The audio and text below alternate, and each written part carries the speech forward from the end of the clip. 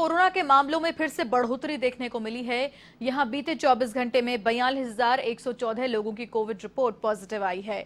इस दौरान 36,857 लोगों ने कोरोना को मात भी दी, जबकि 3,998 लोगों के संक्रमण की वजह से मृत्यु भी हुई है। देश में बीते दिन हुई मौतें पिछले 39 दिनों में सबसे ज्यादा है। इससे पहले 11 जून को 3,996 लोगों की मृत्यु हुई थी। हालांकि मौत का आंकड़ों में इतनी बड़ी बढ़ोतरी महाराष्ट्र में पुरानी मौतों को पोर्टल पर अपलोड करने की वजह से भी हुआ था। यहां बीते दिन कोरोना के 147 मरीजों की मौत हुई, जबकि 3,509 पुरानी मौतों को अपडेट किया गया। इससे पहले 9 जून को बिहार में भी पुरानी मौतों को अपडेट किया गया था। उस दिन देश में हुई मौतों का आंकड़ा 6,139 तक पहुंच गया था।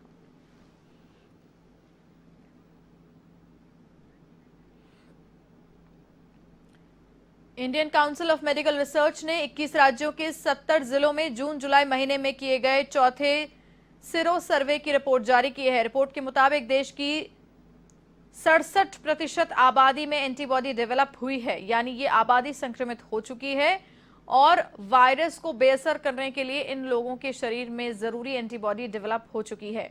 अच्छी बात यह है कि इनमें बड़ी संख्या में बच्चे भी शामिल हैं। इसके साथ ही स्कूल खोले जाने के सवाल पर आईसीएमआर के director general doctor Balram Bhargava ने कहा कि स्कूल खोले जा सकते हैं क्योंकि छोटे बच्चों में एडल्ट की तुलना में संक्रमण का खतरा कम है। उन्होंने बताया कि यूरोप के कई देशों में कोरोना के बढ़ते मामलों के बावजूद भी स्कूल खोले गए हैं। उन्होंने सुझाव दिया कि शुरुआती दौर में प्राइमरी स्कूल खोलने चाहिए, इसके बाद सेकेंडरी स्कूल खोले जा सकते हैं।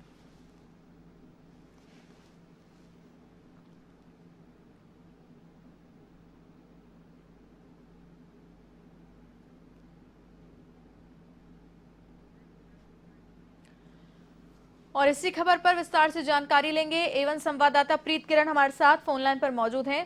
जी प्रीत, विस्तार से हमें बताएं, स्कूल्स खोलने को लेकर किस तरह का डिस्कशन सामने आ रहा है, क्या कुछ अपडेट है?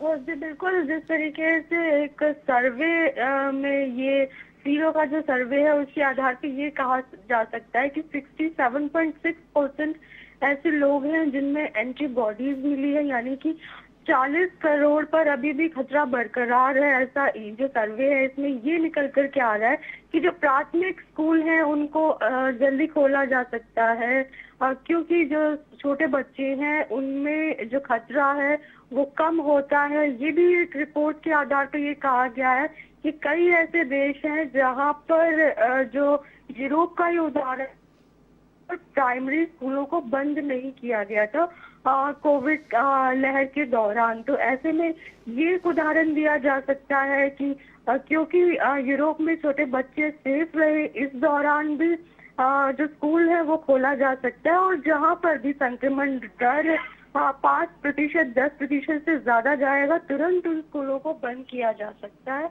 ऐसा एक ये डिस्कशन शुरू हो गई है।